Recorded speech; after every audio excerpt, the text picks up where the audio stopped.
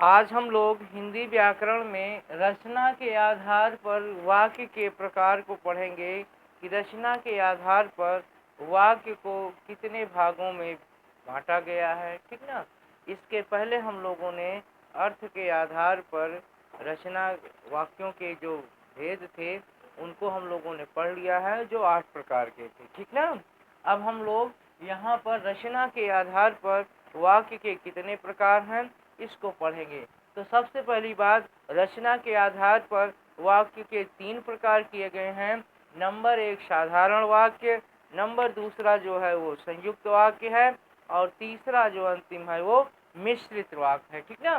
तो सबसे पहले हम लोग साधारण वाक्य को देखते हैं कि साधारण वाक्य किसे कहते हैं। साधारण वाक्य जिस वाक्य में, ठीक ना, जिस वाक्य में, इसी को हम लोग सिंपल सेंटेंस भी कहते हैं। इंग्लिश में भी ये चीज़ें हैं, इंग्लिश लैंग्वेज में भी ये सारी चीज़ें आपको मिलेंगी।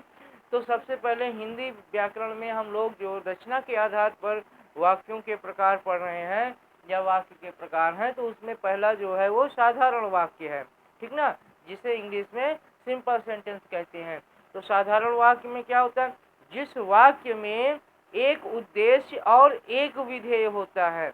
जिस वाक्य में एक उद्देश्य और एक विधेय होता है और उसके साथ साथ एक ही क्रिया होती है। क्या? एक उद्देश्य, एक विधेय और एक क्रिया, ये तीनों जिसमें होती हैं एक एक, उसे हम साधारण वाक्य कहते हैं। जैसे मोहन पुस्तक पढ़ता है। मोहन पुस्तक पढ़ता है। मोहन यहाँ पर जो है एक उद्देश्य है, और पुस्तक जो है वो तो कर्म है, और ये क्रिया जो है पढ़ता क्रिया है, और पुस्तक से लेकर के पढ़ता है ये विधेय कहलाता है। ठीक ना। तो साधारण वाक्य या सिंपल सेंटेंस किसे कहते हैं? एक उद्देश्य हो, एक जो है उसमें विधेय हो, और उसके साथ क्रिया भी एक ही होती है। विधेय में ही क्रिया आती है तो क्रिया भी एक ही होनी चाहिए। ठीक है। दूसरा हम लोग पढ़ते हैं संयुक्त वाक्य, जिसे कंपाउंड सेंटेंस कहते हैं। संयुक्त वाक्य या कंपाउंड सेंटेंस। ठीक ना।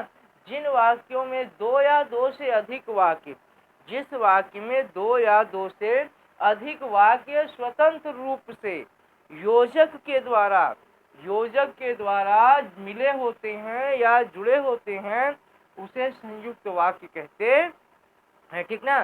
संयुक्त वाक्य में क्या होता है, दो या दो से अधिक वाक्य स्वतंत्र रूप होते हैं और योजक शब्दों के द्वारा वो क्या होते हैं, जुड़े होते हैं या मिले होते हैं। उन्हें जो है हम संयुक्त वाक्य या इंग्लिश में कंपाउंड सेंटेंस कहते हैं। जैसे महेंद्र ने पढ़ा, महेंद्र ने पढ़ा और कमल ने लिखा। यहाँ पर दो सेंटेंस है, महेंद्र ने पढ़ा, कमल ने लिखा। ये दोनों सेंटेंस जो है या वाक्य जो है और योजक शब्द के द्वारा जुड़े हुए हैं। ठीक ना। और जो है ये इन दोनों वाक्यों को जोड़ने का काम कर रहा है। योजक शब्द है, योजक का काम कर रहा है, इसलिए ये जो है संयुक्त वाक्य या कंपाउंड सेंटेंस होता है। ठीक ना। अगला देखते हैं मिश्रित वाक्य। ठीक ना। मिश्रित वाक्य को कॉम्प्लेक्स सेंटेंस बोलते हैं। इंग्लिश में भी ये सारी चीजें हैं। जिस वाक्य में एक प्रधान उपवाक्य होता है, उपवाक्य यानी क्लॉज होता है। ठीक ना। जिन वाक्यों में एक प्रधान उपवाक्य होता है तथा अन्य खंड वाक्य जो है वो अधीन होता है या आश्रित होकर के आता है, पहले वाले उपवाक्य पर वो आश्रित होता है, उसी को मिश्रित वाक्य कहते हैं। ठीक ना। इसे एक उदाहरण के माध्यम से समझते हैं। मैंने सुना है कि मोहन घर पहुंच गया है। मैंने सुना है कि मोहन घर पहुंच गया है। तो मैंने सुना है ये प्रधान उपवाक्य है, और मोहन घर पहुंच गया है ये इतना जो है वो आश्रित उपवाक्य है। ठीक ना। उपवाक्य किसे कहते हैं यानी क्लॉज किसे कहते हैं, इसको भी हम लोग देख लेते हैं। शब्दों का वह समूह जिसमें पूर्ण अर्थ या विचार प्रकट होते हैं।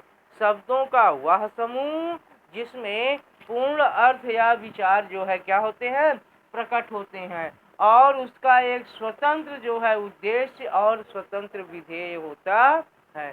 स्वतंत्र उद्देश्य और स्वतंत्र विधेय होता है। इस तरह से जो शब्दों का समूह होता है उसी को हम लोग उपवाक्य या इंग्लिश में क्लॉज कहते हैं। इसके भी भेद हैं जिसको हम लोग अगले वीडियो में पढ़ेंगे। अभी फिलहाल हम लोगों ने रचना के आधार पर वाक्य के 3 प्रकार हैं। पहला साधारण वाक्य है, दूसरा संयुक्त वाक्य है, तीसरा मिश्रित वाक्य है। साधारण वाक्य में एक उद्देश्य, एक विधेय और एक क्रिया। विधेय के अंतर्गत ही क्रिया आती है, जैसे मोहन पुस्तक पढ़ता है। फिर बात आती है संयुक्त वाक्य की, जिसे हम लोग कंपाउंड सेंटेंस कहते हैं। इसके अंदर दो या दो से अधिक वाक्य जो होते हैं वो योजक के द्वारा, स्वतंत्र रूप से योजक शब्दों के द्वारा जुड़े हुए होते हैं। महेंद्र ने पढ़ा और कमल ने लिखा, ठीक ना। महेंद्र ने पढ़ा ये एक अलग वाक्य है, कमल ने लिखा ये दूसरा अलग वाक्य है, जो दोनों जो है और योजक शब्द के द्वारा जुड़े हैं। फिर तीसरा है मिश्रित वाक्य या कंपाउंड सेंटेंस, ठीक, कॉम्प्लेक्स सेंटेंस, जिस वाक्य में एक प्रधान उपवाक्य होता है और दूसरा अन्य उपखंड जो वाक्य होता है वो पहले वाले पर क्या होता है, आश्रित होता है, उसी को मिश्रित वाक्य कहते हैं। मैंने सुना है कि मोहन घर पहुंच गया है, ठीक ना। बाकी फिर ये उपवाक्य को आगे क्लास भी बोलते हैं इंग्लिश में, और शब्दों का ये वो समूह होता है जिससे पूर्ण अर्थ या विचार प्रकट होते हैं। और उपवाक्य के भेद को हम लोग अगले वीडियो में पढ़ेंगे। हमारे विचार से आज का वीडियो ज्ञानवर्धक लगा होगा। अगर ये वीडियो ज्ञानवर्धक लगा हो इसे आप लाइक करिए, और अगर इस चैनल पर आप नए हैं तो इसे आप सब्सक्राइब करिए। ज़्यादा से ज़्यादा आप इसे शेयर करिए। धन्यवाद।